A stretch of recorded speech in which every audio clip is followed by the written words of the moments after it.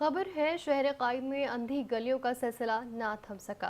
कराची के इलाके अयूब गोट के करीब मोटरसाइकिल सवार नामालूम मुसल्लम मुल्जिमान ने गाड़ी पर फायरिंग कर दी, जिसके नतीजे में गाड़ी में मौजूद शख्स गर्दन पर गोली लगने से जान की बाजी हार गया। इस हवाले से मजीद तफसीलात जान लेते हैं नुमाइंदा 5 न्यूज़ आतिफ अली से। आतिफ, बताइएगा इस हवाले से क्या मजीद अपडेट्स हैं आपके पास?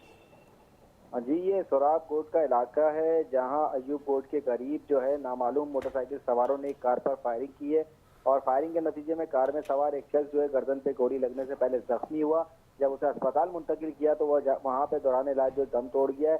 पुलिस का कहना है कि जाबाज शख्स की शनाख्त जो है इमरान के नाम से हुई है, जबकि मकतूल के पास से एक निजी वेब चैनल का जो है कार्ड भी मिला था। तमाम वेब चैनल के मालिकान ने कहा कि हमसे जो है हमारे इदारे से शख्स का कोई ताल्लुक नहीं है।